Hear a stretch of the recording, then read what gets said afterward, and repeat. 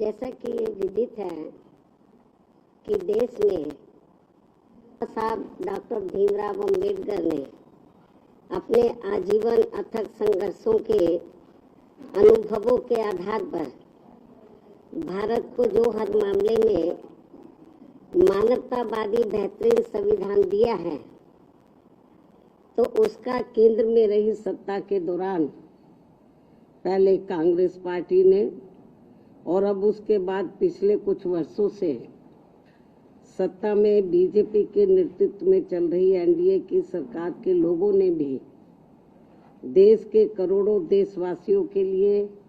व्यापक जन व देश हित में कभी भी इस पर अपनी पूरी ईमानदारी व निष्ठा से अमल नहीं किया है, बल्कि इन दोनों ही पार्टियों ने तथा इनके समर्थकों ने भी ज्यादातर अपनी अपनी पार्टी की विचारधारा, सिद्धांतों एवं अपने राजनीतिक स्वार्थ के तहत संविधान में समय समय पर काफी गैर जरूरी परिवर्तन भी कर दिए हैं, जिसकी अन्य मेहनतकश लोगों को यही लगता है कि शुरू में केंद्र व देश के अधिकांश राज्यों में भी काफी लंबे समय तक सत्ता में आसीन रही कांग्रेस पार्टी ने और अब बीजेपी ने भी अपनी अपनी सरकार की गलत नीतियों एवं जन विरोधी चाल चरित्र व चेहरे को छिपाने तथा लोगों का ध्यान उन पर से हटाने के लिए ही अब ये ऐसी चालें ही चलती रहती हैं, जिनका क्रम न केवल आज भी जारी है, बल्कि इन मामलों में अक्सर कांग्रेस व बीजेपी ये दोनों पार्टियां अंदर अंदर एक होकर आपस में ही मिली रहती है और इनकी सभी अपनी गलत नीतियों एवं कार्यक्रम जनता पर जबरन थोपने व संविधान संशोधन आदि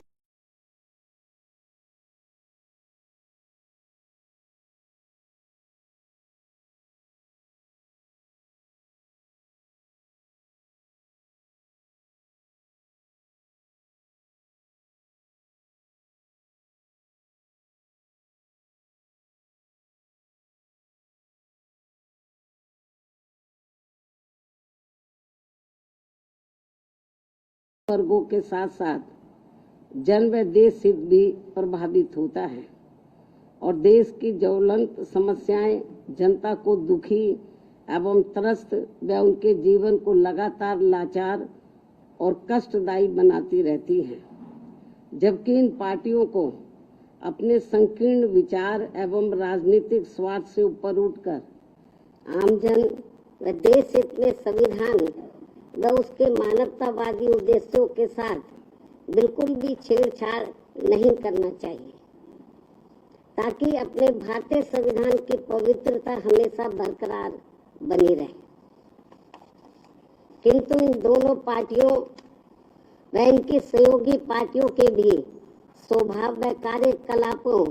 आदि से साफ जाहिर होता है कि ये सभी पार्टियां अंदर अंदर आपस में मिलकर बाबा साहब डॉक्टर भीमराव अम्बेडकर द्वारा निर्मित किए गए समता मूलक व अति कल्याणकारी संविधान को बदलकर इसे अब पुराने जातिवादी ढांचे में बदलना चाहती है, जिससे भारतीय मानवतावादी जनमानस व हमारी पार्टी कतई भी बर्दाश्त करने वाली नहीं है। वैसे भी भारतीय संविधान व उसकी उद्देशिका में जिन भी शब्दों का इस्तेमाल किया गया है वे देश की आत्मा को तृप्त करती हैं और जिन्हें काफी सूझबूझ लंबे व गहरे सोच विचार के बाद ही देश में लागू किया गया है और अब उनके साथ किसी भी प्रकार का कोई और छेड़छाड़ करना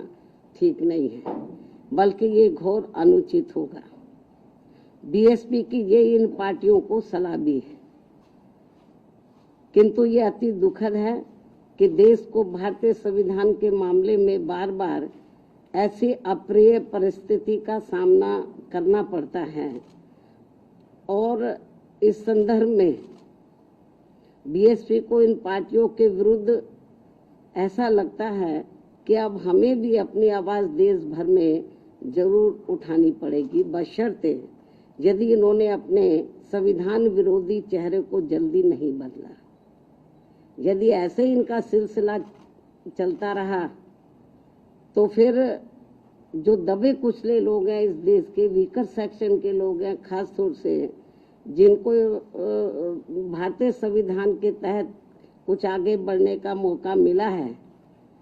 तो फिर उनको जरूर आगे आना होगा। इसके अलावा यहाँ मैं ये भी कहना चाहूंगी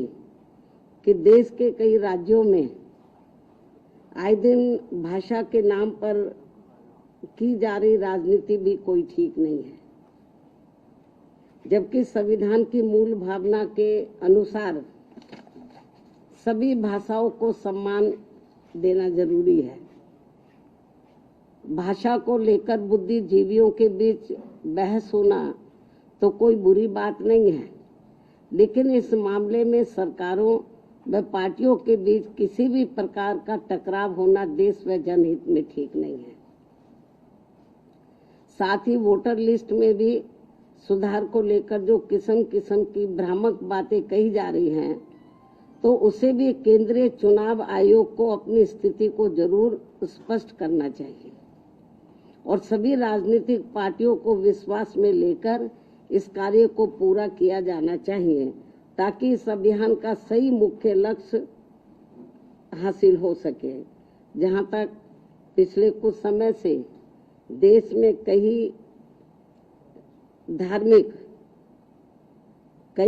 धार्मिक कार्यक्रमों को लेकर जो जातीय उन्माद, टकराव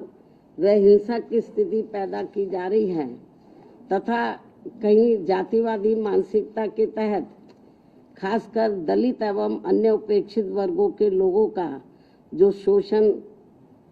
अत्याचार व उत्पीड़न आदि किया जा रहा है, ये भी कोई अच्छी बात नहीं है, बल्कि अपने राजनीतिक स्वार्थ की पूर्ति के लिए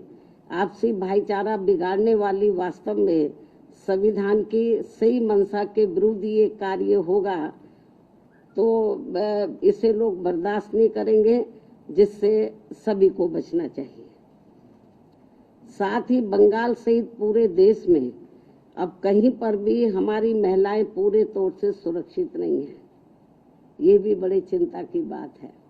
इस मामले में भी केंद्र व सभी राज्य सरकारों को जरूर ध्यान देना चाहिए। इसके साथ साथ देश में बीच बीच में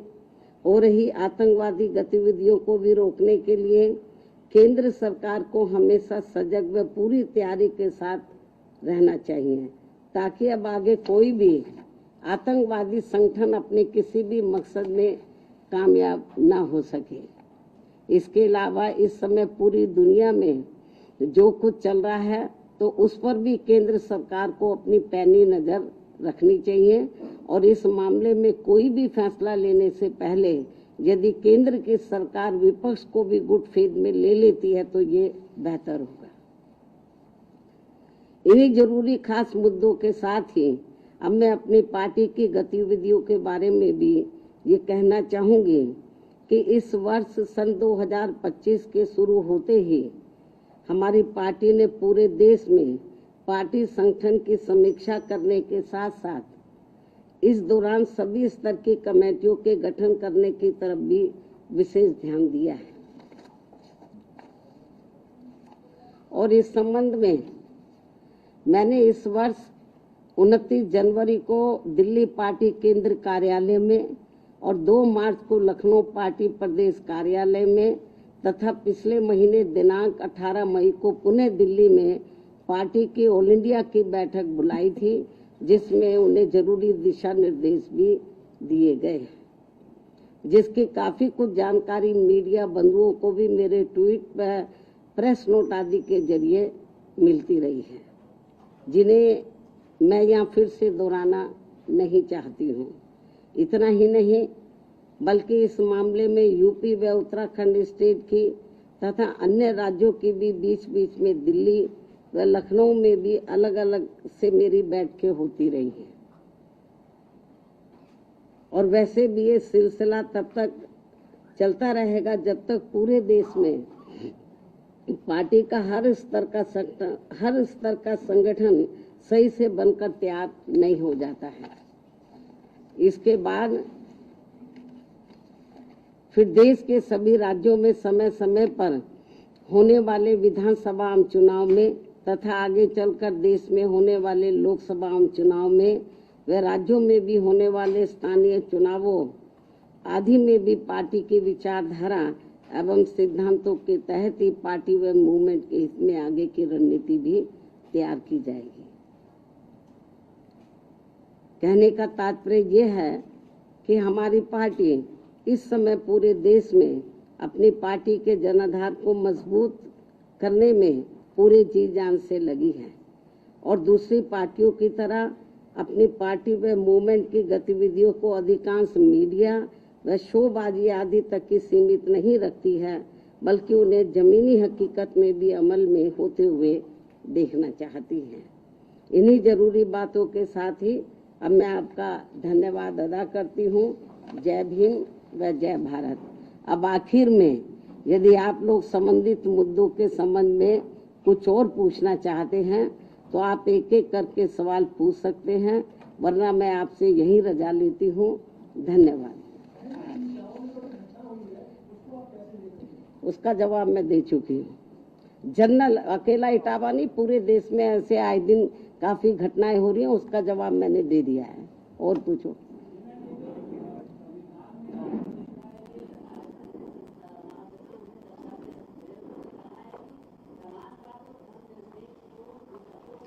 इस संबंध में मैंने ये कहा है कि भारतीय संविधान की जो मूल भावना उद्देश्य है, जो भी कुछ प्रस्तावना में जो भी कुछ अंकित किया गया है, दर्शाया गया है, उसको ध्यान में, उसके साथ कोई छेड़छाड़ नहीं होना चाहिए। अब आरएसएस के लोग क्या कहते हैं, बीजेपी वाले लोग क्या कहते हैं, कांग्रेस के लोग क्या कहते हैं, मुझे उसके बारे में कुछ नहीं कहना। लेकिन भारतीय संविधान के साथ यदि किसी भी प्रकार का किसी छेड़छाड़ किया जाएगा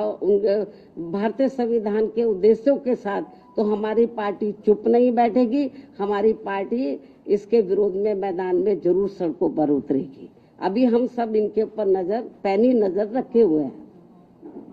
ठीक है फिर।